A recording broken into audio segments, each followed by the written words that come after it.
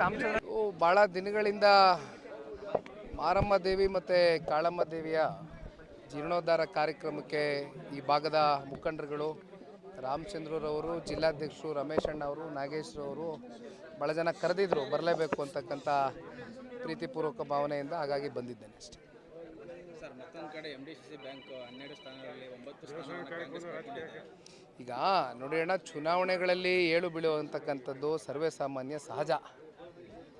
ಹಾಗಾಗಿ ಇವತ್ತೇನು MDCC ಬ್ಯಾಂಕ್ನಲ್ಲಿ ಎಲ್ಲೋ ಒಂದು ಕಡೆ ನಮಗೆ ಹಿನ್ನಡೆ ಆಗಿದೆ.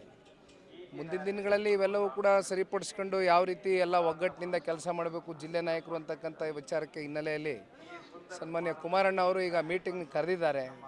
ಅಲ್ಲಿಗೆ ಹೋಗ್ತಾ ಇದ್ದೀನಿ, ಅಲ್ಲೆಲ್ಲ ಕೂತು ಚರ್ಚೆ ಮಾಡ್ತೀವಿ. ಈಗ ಚರ್ಚೆ ಮಾಡಿ ಪ್ರಯೋಜನ ಇಲ್ಲ. ನಾನೇ ಹೇಳ್ತಾ ಇದ್ದೀನಲ್ಲ, ಜಿಲ್ಲೆ ಮುಖಂಡರುಗಳ ಜೊತೆ ಸನ್ಮಾನ್ಯ ಕುಮಾರಣ್ಣ ಅವರು ಮೀಟಿಂಗ್ ಕರೆದಿದ್ದಾರೆ.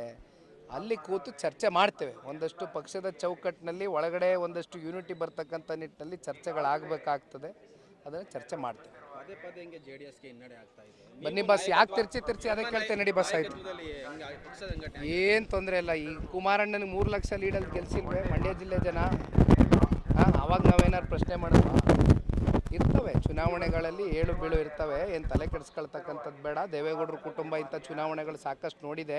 ಮತ್ತೆ 3 ಕ್ವಶನ್ ಅಲ್ಲಿಗೆ ಬಂದಿದೆ, 4ನೇದು ಅಲ್ಲಿಗೆ ಬೇಡ. ನಡಿ, ಕೆಲಸ ಅದೇ ನನಗೆ. Thank you. ಆಯ್ತು ನಡಿಯಪ್ಪ, ಅವರು ಭಾಳ ಅನುಭವಿಗಳಿದ್ದಾರೆ ಅವರು ಚುನಾವಣೆ ನಡೆಸೋದ್ರಲ್ಲಿ. ಆಯ್ತು, ನಡಿ. Thank you.